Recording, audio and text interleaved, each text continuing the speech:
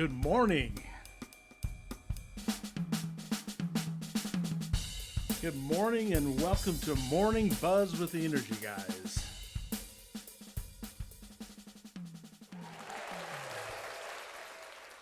Well, today it'll be just Energy Guy. I do plan on having guests on the show,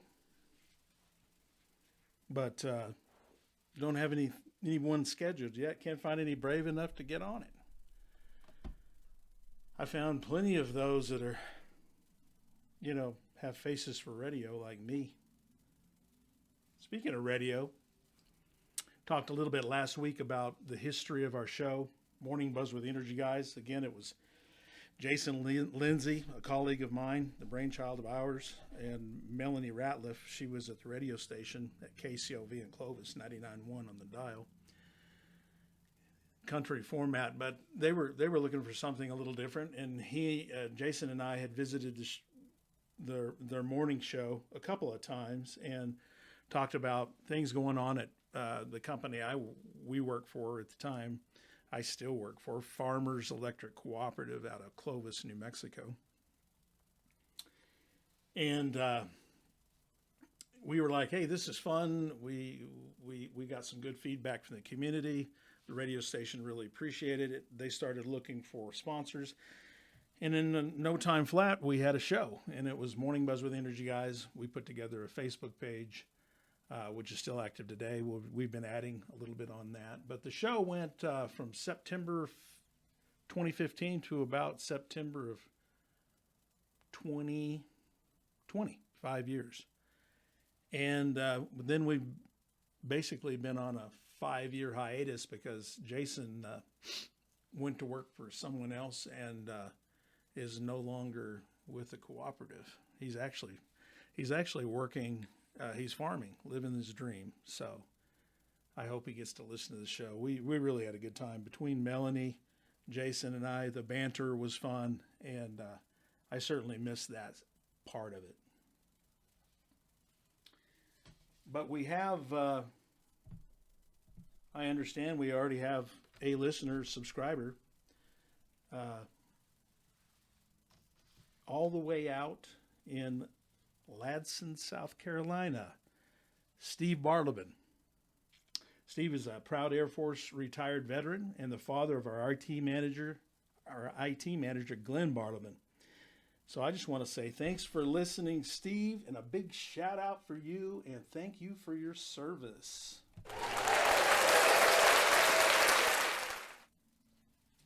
Now, some of these special effects buttons are kind of cheesy. I do like the applause, though, because it kind of fires me up. So last week we talked about history of the show, and the show we had a couple of sponsors that were with us from the beginning to the end. One of them was Cox Refrigeration and Electrical. Here in Clovis, they are your go-to HVAC electrical needs. Andy Cox has been in business, I don't know, I'm going to go out on a limb and say probably 50 years, him personally. And it's a family affair. His son has been working with him for quite some time now, but Andy Cox he cut his teeth on heating and air conditioning, so there's not much he doesn't know. He's probably forgotten more than most know. But if you're having issues with your HVAC here in the local Clovis area, I would suggest you call Andy. Another one that was with us from the beginning was Burns Hardware, Do It Center. And James Burns there. And talk about, James is an amazing individual. He has given back to the community so much. He's so involved at a number of levels. But his store here employs a bunch of folks, and they've got hardware, they've got electrical, they've got flooring, they've even got a little gun shop inside. So they've got They've got long guns, they've got pistols, they've got ammunition, they've got all kinds of accessories. So it's a neat stop. And James was good to us. And then Andy is also very community minded. Andy has coached Little League Baseball for 40 years and has just given so much of himself. And I think he's far more popular as coach than he is Mr. Cox. So he's touched the lives of a lot of young men throughout the community. And me as a young coach several years ago, I looked to Andy for support, and he was always willing to give me advice, and I just want to say thanks. You know what's cool about the podcast is that you can listen anytime you want on your favorite app or platform. So we're on quite a few platforms already. So we're on Apple Podcasts, we're on iHeart Podcasts, we're on Spotify and YouTube. And each new weekly show that brings you everything energy efficiency or energy efficient, covering topics such as home energy savings, commercial energy savings, best and most efficient lighting, how to pick an HVAC system, tax credits through the IRS for home energy efficiency improvements. That's a big deal. It's nice to get some of that money back. Instead of sending it all to Uncle Sam, you can get some of it back. Current trends within the electric utility industry, local happenings, and much more. So please listen, like, and subscribe today. Again, the new weekly show will drop at 7 a.m. Mountain Time every Saturday. And that's just like our radio show. It aired every Saturday at 7 a.m. And then we replayed it at 10 a.m. on Sunday for those that might have missed it on Saturday, or those that wanted a double dose. There were several that said they watched it, they listened to it on Sunday just to make sure they didn't miss anything. So they listened to it both days. Last week we talked about a little bit that was going on here at Farmers Electric. We're going through quite a few changes. You know, we've been around for, 83, 84 years now. And electric utility, a cooperative that was born out of the REA, the Rural Electrification Administration, in 1938. And we brought electricity to places that had never had it and probably wouldn't have had it not been for the electric cooperatives and the REA. You know, our demographic is changing. They're perhaps a little more demanding as far as power quality and basically control over their utilities. And I don't blame them. I'm the same way. So last week I introduced the trifecta that we're actually going through right now. So we got a new billing system. We have new solid state Itron meters, and we are building out SCADA. This doesn't happen overnight. We are fully involved now in NISC billing. It's replacing the old SEDC system we had, which was a good system. But market trends have kind of pushed us in technology into the new NISC billing format. And, you know, there's a learning curve like there is with everything. And but we feel like the good outweighs the bad. And we just got to work out some kinks. And I'm asking our members to be patient with us as we go through these changes.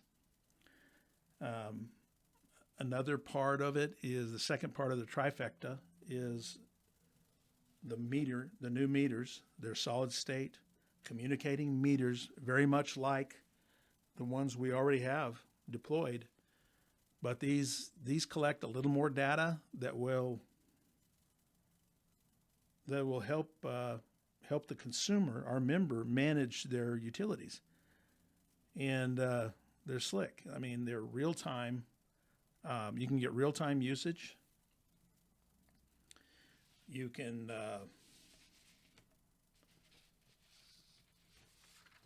pay your bill online through an app.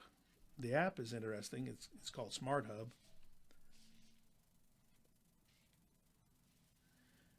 And Smart Hub is basically a customer engagement platform that's used by electric utilities to provide members with tools for managing their accounts and energy usage.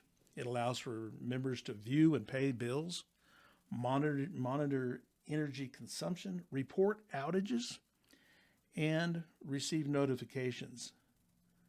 And Smart Hub is accessible via a web portal or a mobile app.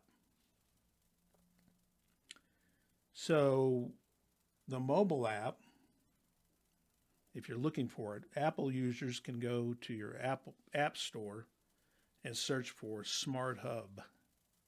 All one word, SMARTHUB. Once you search and find it, you can push the Get button and upload the app. Those of you that are using Android can go to your Google Play and search the same, Smart Hub. Once you find it, push the button that says Get or upload the app. And once you have the app, you can search within the app for, and this is the key because there's a lot of farmers electric cooperatives out there. I think it's the second most popular electric cooperative name in the nation.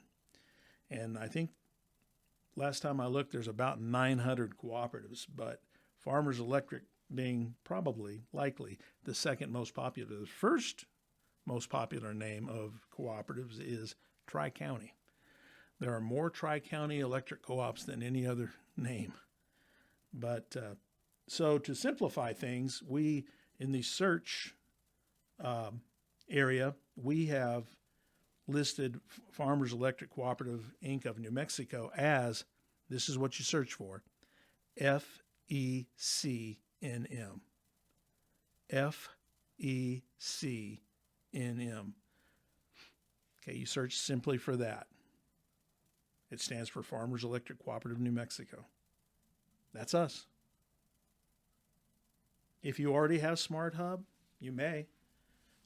Folks around this area, being a customer of Plateau Telecommunications or Yucca Telecom, if you already have Smart Hub and you know how to use it, you know how to maneuver through it for those two telecoms, you simply go to your Smart Hub account and you find a button that says Add Utility. And then you can search for FECNM and add Farmers Electric. Or in this case, add FECNM. So last week, I talked about SCADA being the third part of the trifecta. But at the time, I couldn't tell you. I've known what SCADA stands for, but I couldn't remember when I was doing the show live. And so I looked it up today, and I also put it on our Facebook page, Morning Buzz with the Energy Guys. It stands for Supervisory Control and Data Acquisition. And again, that's the third part of our trifecta that we're building out right now. But it's truly a crucial component of modern electric utilities. It enables real-time monitoring and control of electricity transmission and distribution networks. It allows for efficient, secure, and automated management of the power grid. And I think, in layman terms, what it can do is shorten outage times. For instance, if we have an outage,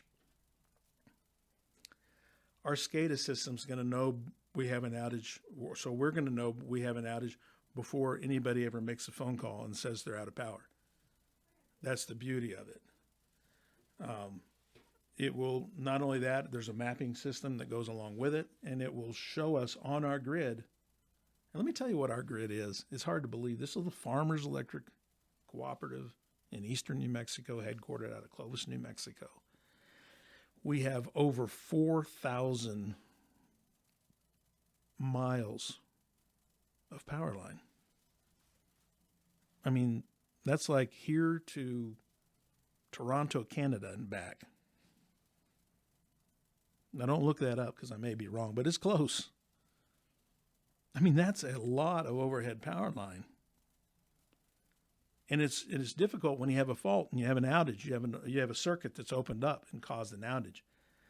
You've got a lot of area you have to patrol. And we don't patrol all 4,000 miles.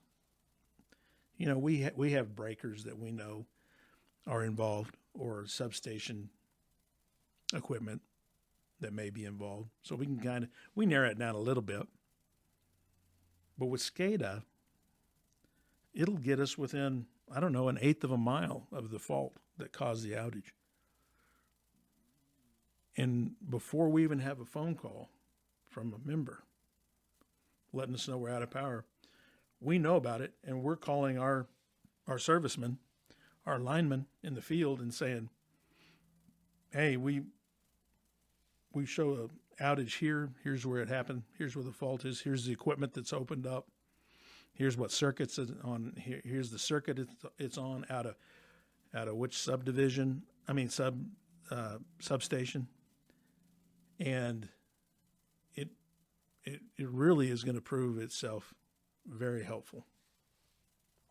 None of this stuff is cheap, but we feel like the payback for our member and for us, frankly, we're going to have savings. We're going to have less time looking for outage. We're going to have less downtime because we can't sell electricity if it's not working. If the lights are off, we can't sell electricity. So we want it on as bad as our member does. But in the end, it's going to be helpful for our members, our consumers. They're not going to have the nuisance outages as long or as many, perhaps, as they've had in the past. We pride ourselves in power quality. We've always done a great job. I mentioned the 4,000 miles of overhead power line. Get this. Within those 4,000 miles of power line, we have 80,000 poles, 80,000 utility poles. Like I said, we've got a lot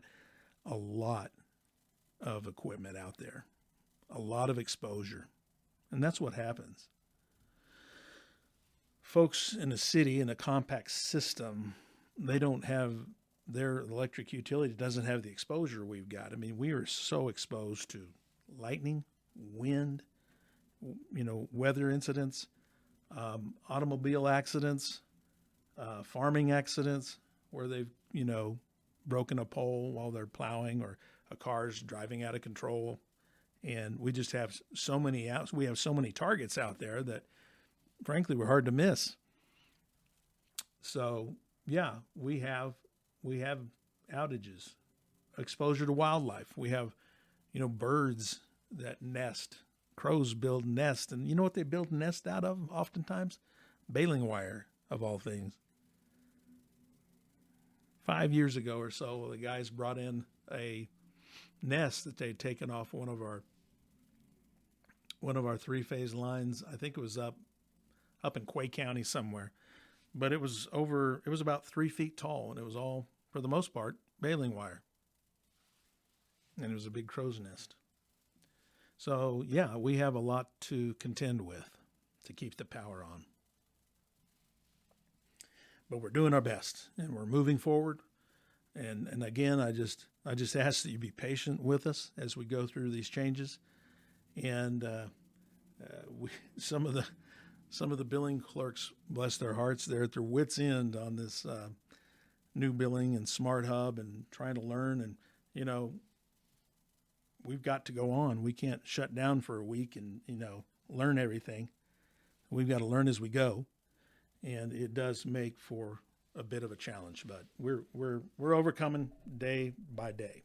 So thanks for your patience. So in the old show on the radio, and I'm just kind of going back to that a little bit because the way we introduced the show was, well, folks might wonder where their energy dollar goes. We got about 10 more minutes. Time does fly.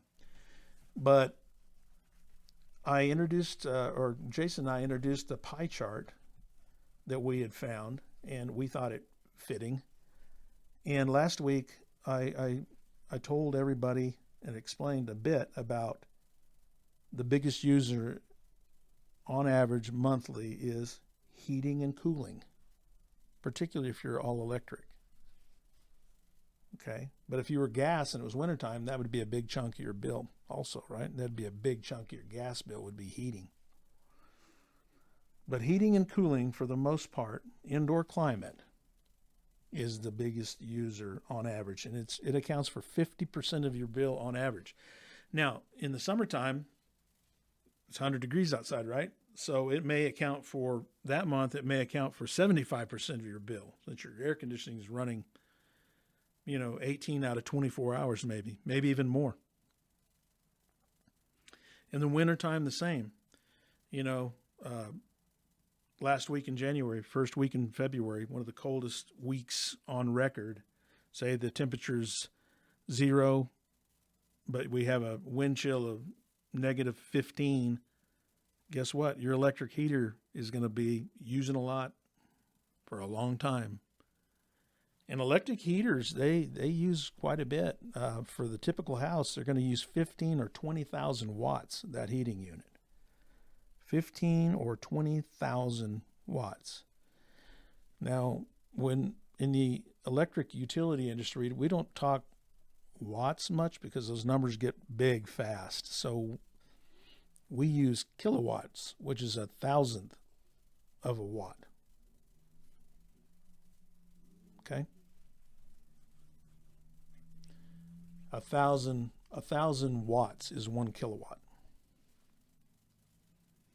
So instead of saying 15,000 watts or 20,000 watts, I may say 15 kW or 20 kW. And yeah, that's a lot. So if you had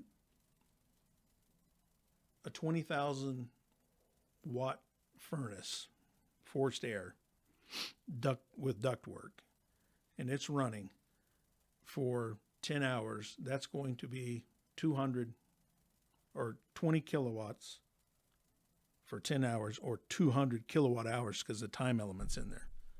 So it's 10, I said 10 hours times 20 kW is 200 kWh. The H stands for hours. And at 10 cents, that's going to cost $20.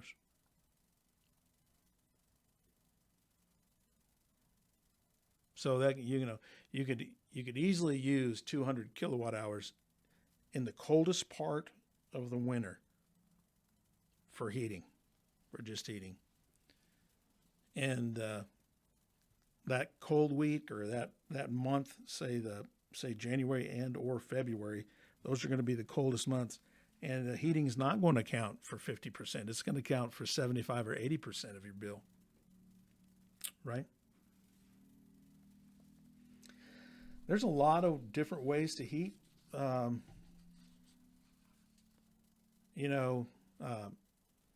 Central air conditioning with a heater, so it's just straight AC, a condensing unit outside, forced air with ductwork, and a air handler, say in the attic or a closet, typically. And then there's the heat strips, and the heat strips are at 5 kW blocks. So it's not often we'll see 5, occasionally see 10, oftentimes 15 or 20 kW.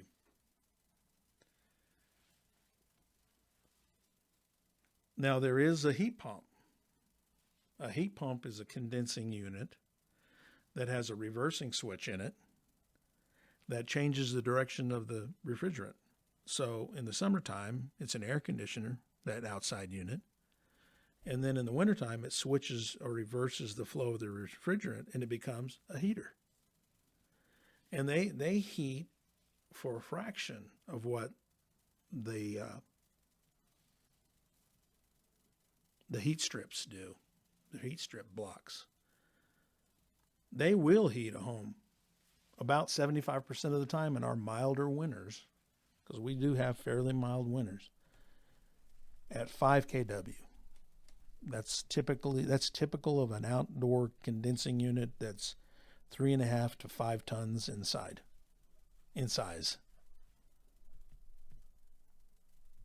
They're going to range from 3.5 to 5 kW. Some may ask, well, I'm looking for a new condensing unit, a heat pump, or an air conditioner for my house. And I've always said Bubba Engineering is the first thing that comes to mind. And that has always been 1 ton for every 500 square feet of heated space. So if you've got a 2,000 square foot home divided by 500, that's a 4-ton system. That's really not the way it should be figured. You really need to have someone that's an expert do a manual J calculation. That takes a lot of things into account. It takes how many windows, the direction of the windows, what direction your house faces, what's the exterior, what kind of windows do you have, what kind of insulation do you have. All those things are factors. And guess what? At the end of the day, Bubba Engineering is usually right. But there's, like I said, there's forced air heating. There's, with ductwork, there's geothermal heating, which uses the ground as your condensing unit. I've got that, and we'll talk about these different things along the way in the future shows. But I could dedicate a whole show to, standard heat pump and AC. I could dedicate a whole show to geothermal and how that works. We don't have time today. Others are mini split heat pumps, evaporative cooling. We call them swamp coolers on our part of the world. Refrigerated window units. You want to be careful with those. They're comfortable, but if you get too many of them, they add up quickly, and they're running at the hottest days. You may have 5 of them running 12 to 14 hours a day or more, and you're going to get into some high usage. So you got to be careful with those. Mini splits, I kind of blew by those. They're pretty cool. They are ductless mini splits. So there's a condensing unit, and then there's pipes, like a condensing pipe. I can't remember all that's with it, but runs to copper running to a header that's inside a room 2 or 3 in your house. And they work remarkably well in our climate. So we've got a pretty mild winter again.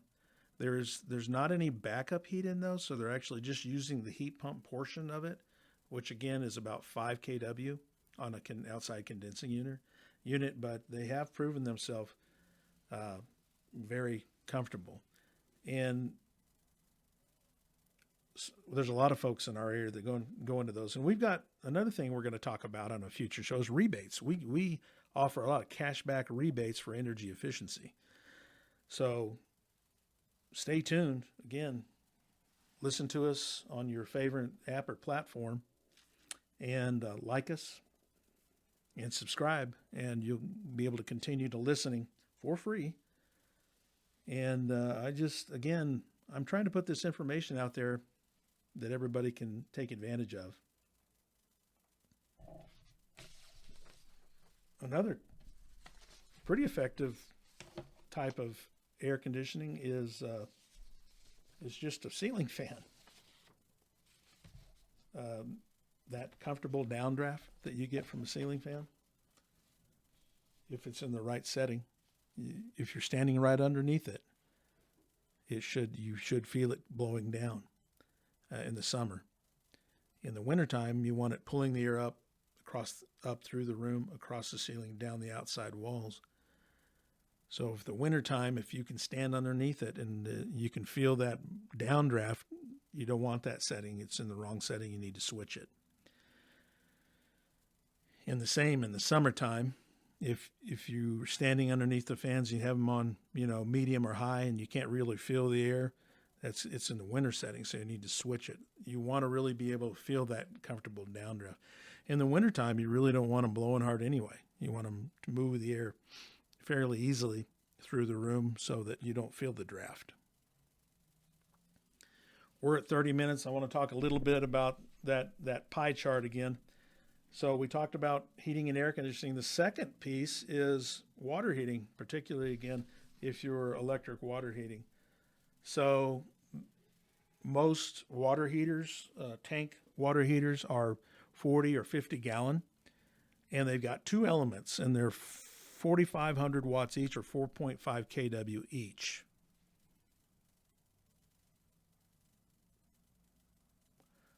And then they never should be on at the same time. There's an upper and there's a lower. Okay. The upper is the quick recovery as the cold water is added. If you're using it, then the warm water is coming from the bottom, and the element on the top kicks in and starts warming the water as the new cold water comes in. Okay. But yeah, 13%. So now just adding the two together, we're at 63% of your electric bill. The next one's lighting. And again, in the future show, I'll talk about water heaters and the different options. There's a lot. There's a heat pump water heater. I've got one, as a matter of fact. And it's 300% efficient. It's got a heat pump actually on top of the tank. And it was a little more costly, yes, but at the same time, Farmers Electric has a $500 cashback rebate, so I took advantage of that. At the time, there was a $500 tax credit through my personal income tax in the IRS, so that was nice. And it is truly a dollar for dollar credit. It's not a deduction. It's an actual credit. For instance, if you had a $500 credit, tax credit, and you owed $500 at the end of your taxes, it's the last thing you do on your tax form. And say, normally you would write a check and send it to the IRS. Well, in this case, if you had a $500 credit from an efficient appliance that you installed, you can wipe that out. It makes it null and void. Or if you didn't owe any taxes, say you owed zero taxes, the IRS would send you a check for $500. It's pretty slick. You guys need to look into that. EnergyStar.gov, EnergyStar.gov, or simply Google IRS tax credits for home energy efficiency. IRS tax credits for home energy efficiency. There's a ton of things on there. There's windows, there's insulation, there's heat pump, there's heat pump water heaters, there's insulated doors. The list goes on and on. So check it out. And we'll talk more about that later. We're out of time. And, man, I appreciate you guys tuning in today. I think about 30 minutes and I think, can I talk for 30 minutes? It's easy. Especially when you're talking to people you like. Thanks again, Glenn Barleben, our IT manager, for putting this drum set together for us, our intro and our outro. Take care.